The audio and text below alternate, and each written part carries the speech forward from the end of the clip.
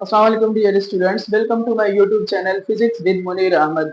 जैसे कि आज हमारे पास जो टॉपिक है वो है टेम्परेचर। टेम्परेचर को हम लोग जो है बहुत जो है ज़्यादा डेफिनेशन है टेम्परेचर की, जिनमें से जो है कुछ मैंने अपने जो है बोर्ड पर मेंशन की हुई है। जैसे कि सबसे पहले हमारे पास जो डेफिनेशन है टेम्परेचर का, वो हमारे पास है कि द डिग्री ऑफ हॉटनेस और coldness of a body is called its temperature. कि यानी कि अगर हमारे पास कोई भी बॉडी है, कोई भी हमारे पास जिस्म है, उसकी जो कोल्डनेस और हॉटनेस की जो लेवल होगी, जो उसकी मेजरमेंट होगी, उसको हम लोग क्या कहेंगे, उसका टेम्परेचर कहेंगे। अब या तो वो हम लोग और यानी कि temperature is the relative major और इंडिकेशन ऑफ हॉटनेस और कोल्डनेस ऑफ अ बॉडी। यानी कि टेम्परेचर हमें इंडिकेट करती है, टेम्परेचर हमें ये चीज बताती है कि अगर हम लोग किसी भी ऑब्जेक्ट को छू रहे हैं, वो कितना हमारे पास हॉट है या कितना हमारे पास जो है कोल्ड है। जैसे कि हमारे पास इस यूनिवर्स में बहुत सारी चीजें जो है वो हॉट में भी हैं और कोल्ड में भी हैं। तो उनका पता हमें जो है कौन सी चीज से लगता है, वो हमें टेम्परेचर से पता चलता है कि ये जो हमारे पास ऑब्जेक्ट है ये जो है हॉट है या कोल्ड है। अब उसके बाद हमारे पास है according to thermodynamic point of view. अब हम अगर इस डेफिनेशन को देखें, according to thermodynamic point of view, अगर हम लोग टेम्परेचर को देखेंगे तो फिर हम हमें ये पता चलता है, कि temperature is the ratio between change in internal energy and entropy of the system. यानी कि अगर हम लोग जो है किसी सिस्टम के टेम्परेचर को चेंज करते हैं, तो जाहिर सी बात है अगर उसकी टेम्परेचर को चेंज करेंगे तो फिर उसकी जो इंटरनल एनर्जी होगी वो भी चेंज हो जाएगी। यानी कि हम लोग कहते हैं कि अगर टेम्परेचर को हम लोग बढ़ाएंगे तो फिर जो हमारे पास सिस्टम होगा, उस सिस्टम के अंदर जो मॉलिक्यूल्स होंगे तो उन मॉलिक्यूल्स की वाइब्रेशंस जो है इंक्रीज होगी। तो उस एनर्जी को, यानी कि टेम्परेचर को इंक्रीज करने से हमारे पास एक एनर्जी इंक्रीज होती है। उस एनर्जी को हम लोग क्या कहते हैं, इंटरनल एनर्जी कहते हैं। अब इंटरनल एनर्जी हम लोग किस चीज को कहते हैं कि ये हमारे पास क्या है, समीशन है। जब हम लोग जो है काइनेटिक एनर्जी और पोटेंशियल एनर्जी को ऐड करते हैं तो फिर हमें हमारे पास एक नई एनर्जी मिल जाती है, जिसको हम लोग क्या कहते हैं, चेंज इन इंटरनल एनर्जी, या उसको हम लोग जो है कहते हैं इंटरनल एनर्जी। तो internal energy is equal to kinetic energy plus potential energy. अब ये काइनेटिक एनर्जी और पोटेंशियल एनर्जी हमारे पास जो मॉलिक्यूल्स हैं उनमें किस तरह से प्रोड्यूस हो सकती है। अब हम कहते हैं कि ये हमारे पास एक सिस्टम है। तो इस सिस्टम में हम लोग अगर बात करें, जब हम इसकी टेम्परेचर को इंक्रीज करेंगे, यानी कि जब हम लोग जो है इस सिस्टम के टेम्परेचर को इंक्रीज करते हैं तो फिर इन मॉलिक्यूल्स में वाइब्रेशंस क्रिएट होंगी। यानी कि ये हमारे पास जो टेम्परेचर है ये काइनेटिक एनर्जी में क्या होगा, कन्वर्ट होगा। या फिर हम लोग कहेंगे कि यही सेम टेम्परेचर हमारे पास जो है पोटेंशियल एनर्जी में भी क्या होगा, कन्वर्ट होगा। तो अगर हम हमारे पास जो है कोई भी मॉलिक्यूल अपवर्ड या जो है अप से डाउनवर्ड डायरेक्शन की तरफ आता है तो फिर हम लोग क्या कहते हैं, इसमें जो एनर्जी स्टोर होती है वो क्या होती है, हमारे पास पोटेंशियल एनर्जी होती है। जब इन मॉलिक्यूल्स की काइनेटिक एनर्जी और पोटेंशियल एनर्जी को हम लोग ऐड करते हैं, इस पूरे सिस्टम की जो एनर्जीज है उनको जब हम लोग ऐड करते हैं तो फिर हमें एक नई एनर्जी मिलती है, जिसको हम लोग कहते हैं इंटरनल एनर्जी। जैसे कि हमने यहाँ पर लिखा है इंटरनल एनर्जी अपॉन एंट्रोपी। यानी कि अब यहाँ पर जो सेकंड टर्म है हमारे पास, वो हमारे पास है एंट्रोपी। अब एंट्रोपी हम लोग किस चीज को कहते हैं, कि फॉर एग्जांपल हम यही एग्जांपल लेते हैं कि हमारे पास जो है अ पीस ऑफ आइस है। एक हमारे पास एक नया एग्जांपल है कि ये हमारे पास जो है आइस का एक पीस है। ठीक है, अब इसके जो मॉलिक्यूल्स हैं वो बिल्कुल जो है टाइटली पैक्ड है। अब ये टाइटली पैक्ड क्यों है, बिकॉज हमें पता है कि ये हमारे पास जो है मेटर के जो स्टेट में है वो हमारे पास है सॉलिड स्टेट। यानी कि हमारे पास ये सॉलिड फॉर्म में है। जब ये हमारे पास सॉलिड फॉर्म में होगा, फ्रीजर के अंदर होगा, तो फिर ये सॉलिड फॉर्म में होगा। और फ्रीजर के अंदर जो टेम्परेचर होता है एज कम्पेयर टू हमारे सराउंडिंग या रूम टेम्परेचर, वो हमारे पास क्या होता है, कम होता है। यानी कि जो फ्रीजर के अंदर टेम्परेचर है वो हमारे पास कम है as compared to our surroundings temperature. अब हम कहते हैं कि अगर इस आइस के पीस को हम लोग जो है बाहर निकालें, यानी कि अगर रूम टेम्परेचर पे रखें, तो फिर क्या इस आइस के जो ये मॉलिक्यूल्स हैं जो टाइटली पैक्ड हैं, क्या टेम्परेचर के चेंज होने की वजह से इनकी जो अरेंजमेंट होगी वो डिस्टर्ब नहीं होगी, या इनकी जो मॉलिक्यूल्स के अंदर जो अरेंजमेंट है या ऑर्डरनेस है, तो फिर क्या वो डिस्टर्ब नहीं होगी?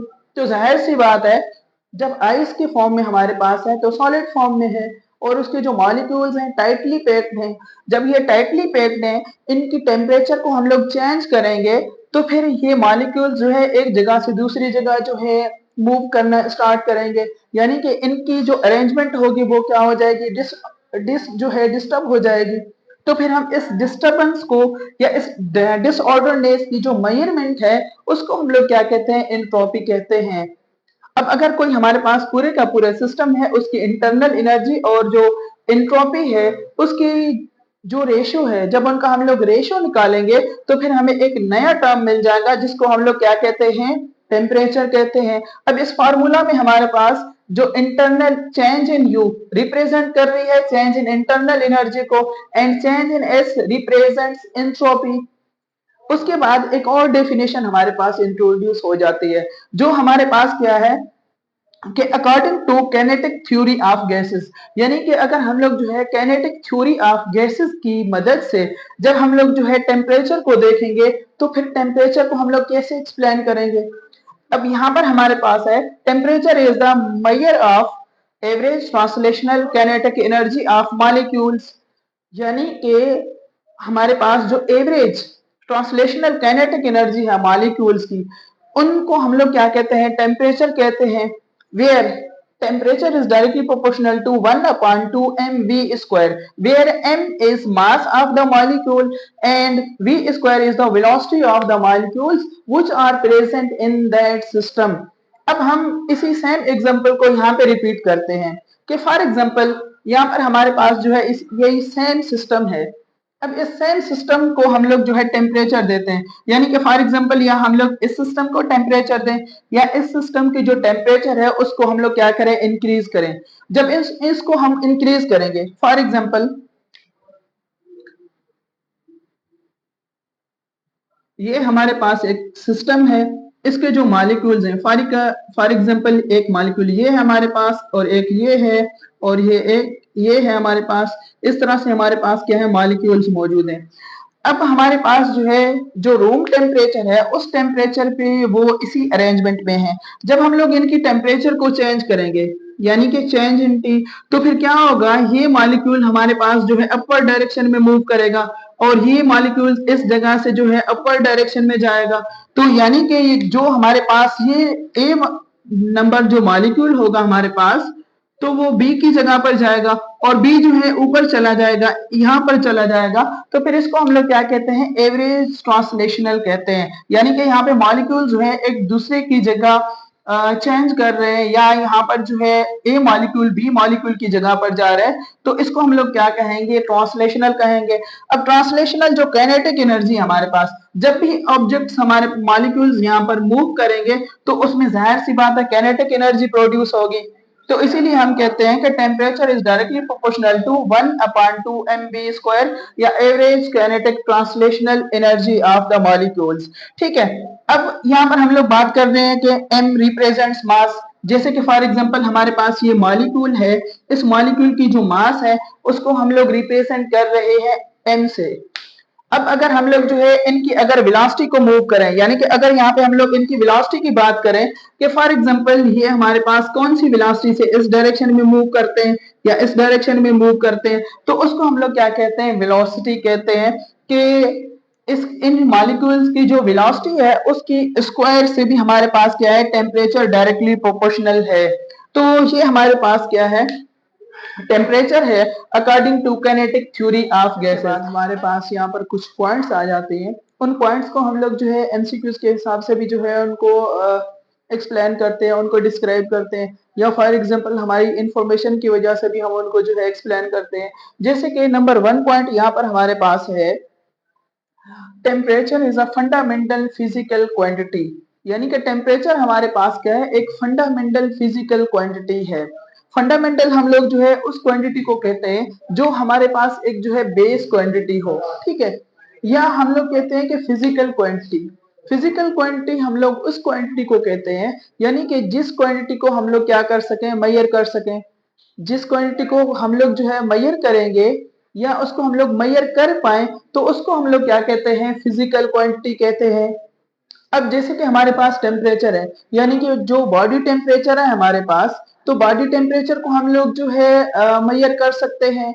जैसे कि एटमॉस्फेरिक टेम्परेचर है उसको हम लोग जो है मेजर कर सकते हैं। तो इसीलिए हम लोग क्या कहते हैं, temperature is a fundamental physical quantity. उसके बाद नंबर 2 पॉइंट की बात करते हैं। तो नंबर 2 पॉइंट में हमारे पास है temperature determines the direction of flow of heat. यानी कि टेम्परेचर हमारे पास डायरेक्शन को रिप्रेजेंट करती है, डायरेक्शन को जो है डिस्क्राइब करती है। किस चीज की डायरेक्शन को, हीट की फ्लो की। यानी कि हमें कैसे पता चलेगा कि हीट जो है कौन से डायरेक्शन में फ्लो हो रही है, हॉट टू कोल्ड हो रही है या कोल्ड टू हॉट हो रही है। तो इसीलिए हमें जो टर्म बताती है हीट की डायरेक्शन के फ्लो के बारे में वो हमारे पास टेम्परेचर है। या अगर यहाँ पे हम लोग जो है एग्जाम्पल ले लें, फॉर एग्जाम्पल यहाँ पर जो है हम लोग जो है एटमॉस्फेयर की बात करते हैं। तो एटमॉस्फेरिक जो टेम्परेचर है हमारे पास, फॉर सपोज उसको हम लोग जो है 37 डिग्री सेंटीग्रेड ले रहे हैं। उसके बाद हम क्या करते हैं, यहाँ पर जो है एक और चीज रखते हैं जिसको हम लोग क्या कहते हैं, a hot cup of T. या जो है हम लोग जो है कॉफी ले रहे हैं तो इसकी टेम्परेचर हमारे पास क्या है, फॉर सपोज इसकी टेम्परेचर हम लोग ले रहे हैं 104 डिग्री सेंटीग्रेड, ठीक है। तो ये दो हमारे पास डिफरेंट एग्जांपल्स हैं। इनमें अब हमें कैसे पता चलेगा कि जो हीट की जो डायरेक्शन है फ्लो होने की वो कहां पर है, एटमॉस्फेयर से अ कप ऑफ टी की तरफ है या अ कप ऑफ टी से जो है हमारे पास एटमॉस्फेयर की तरफ है। तो इनको हम लोग जो है एक्सप्लेन इस तरह से कर सकेंगे।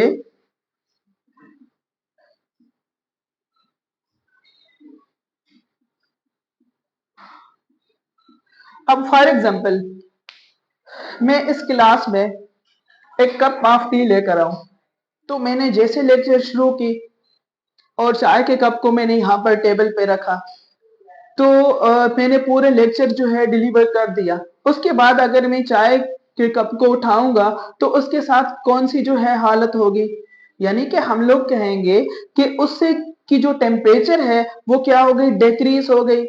लेकिन उसकी टेम्परेचर डिक्रीज हुई, जो टेम्परेचर उसकी डिक्रीज हुई है वो कहाँ चली गई है, वो हम लोग क्या कहेंगे कि अगर हमारे पास जो है कप ऑफ टी की टेम्परेचर 104 डिग्री सेंटीग्रेड है और यहाँ पर एटमॉस्फेयर की जो टेम्परेचर है वो 37 है, तो एटमॉस्फेयर की जो टेम्परेचर है वो हमारे पास जो है कम है as compare to a cup of tea. तो कप ऑफ टी की जो टेम्परेचर है वो ज्यादा है।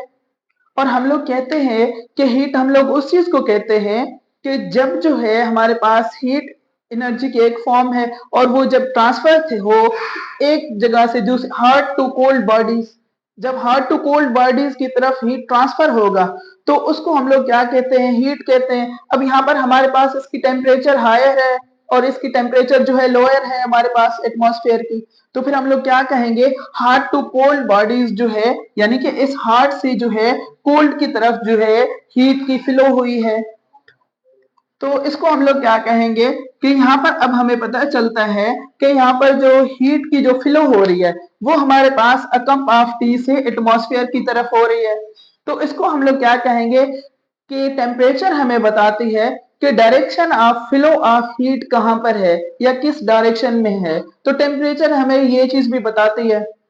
उसके बाद है हमारे पास इसी सेम टेम्परेचर में कि well there is a temperature difference, यानी कि टेम्परेचर डिफरेंस हो उन सिस्टम्स में।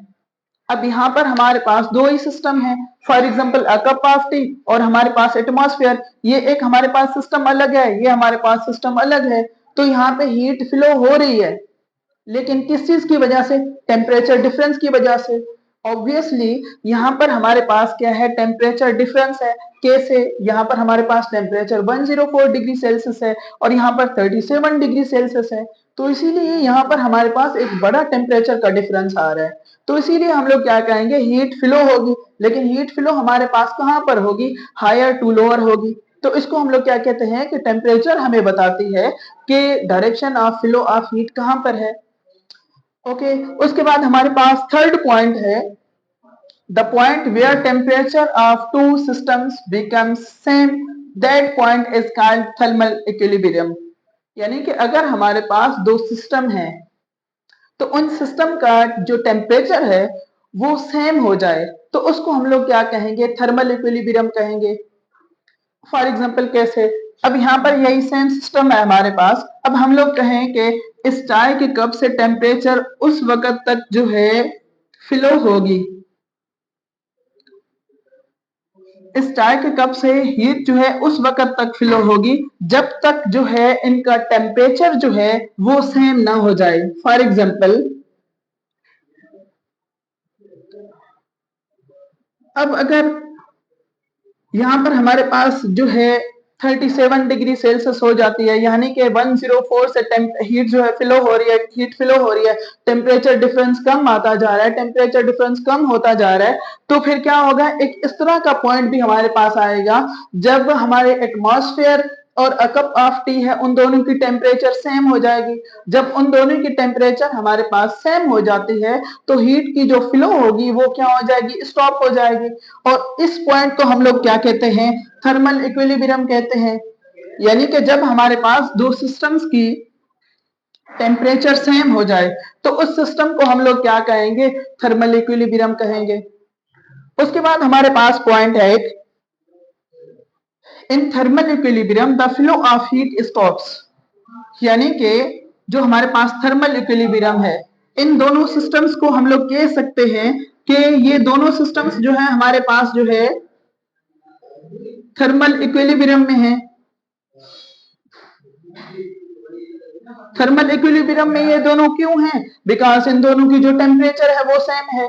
अब हम लोग कहते हैं कि अगर एक हमारे पास जो है टेम्परेचर ज्यादा है और एक टेम्परेचर हमारे पास कम है तो ज्यादा टेम्परेचर से हीट की फ्लो होगी। अब फ्लो उस वक्त तक होगी जब तक उन दोनों की जो टेम्परेचर है वो सेम नहीं हो जाती। जब उन दोनों की टेम्परेचर सेम होगी तो वहां पे हीट की जो फ्लो होगी वो क्या हो जाएगी, स्टॉप हो जाएगी। ठीक है, तो इसके कहने का मतलब ये है कि थर्मल इक्विलिब्रियम में हमारे पास हीट की जो फ्लो होती है वो स्टॉप हो जाती है। उसके बाद हमारे पास है कि temperature is the property of system. कि हमारे पास एक सिस्टम है, उस सिस्टम की अपनी जो प्रॉपर्टी है यानी कि इंटरनल जो प्रॉपर्टी है उसको हम लोग क्या कहते हैं, टेम्परेचर कहते हैं। फॉर एग्जांपल हम लोग बात करते हैं कि हमारे पास एक ड्रिंक है तो टेम्परेचर जो है उसकी इंटरनल प्रॉपर्टी कहलाती है। या फॉर एग्जांपल हम लोग कहें कि ह्यूमन बॉडी है तो उसकी अंदर टेम्परेचर मौजूद होती है, तो हम लोग क्या कहेंगे कि अगर फॉर एग्जांपल मेरे हाथ की जो टेम्परेचर है वो इसकी जो है अपनी प्रॉपर्टी है। प्रॉपर्टी जो है टेम्परेचर वो हमारे पास जो है बॉडी की अपनी प्रॉपर्टी होती है, तो इसीलिए हम लोग कहते हैं कि temperature is the property of system. उसके बाद हमारे पास है temperature is measured in kelvin, Celsius और सेंटीग्रेड एंड फ़ारेनहाइट स्केल। तो यहाँ पर हमारे पास तीन डिफरेंट स्केल्स हैं जिनसे हम लोग टेम्परेचर को मेजर कर सकते हैं। अब मुझे कैसे पता चलेगा कि मेरी जो बॉडी टेम्परेचर है वो कितना है? तो इसको हम लोग मेजर किस चीज में करेंगे? उसको हम लोग जो है सेंटीग्रेड या सेल्सियस में कर सकते हैं। या हमारे पास एटमॉस्फेरिक टेम्परेचर है तो उसको हम लोग जो है केल्विन स्केल में कर सकते हैं। या फॉर एग्जांपल हम लोग लेबोरेटरीज में हम लोग टेम्परेचर की बात करते हैं तो वहां पर लैब में टेम्परेचर की बात करते हैं तो वहां पे हम लोग फ़ारेनहाइट स्केल यूज करते हैं। तो ये तीन हमारे पास मेन स्केल्स हैं जिसमें हम लोग जो है टेम्परेचर की क्या करते हैं, मेजरमेंट करते हैं।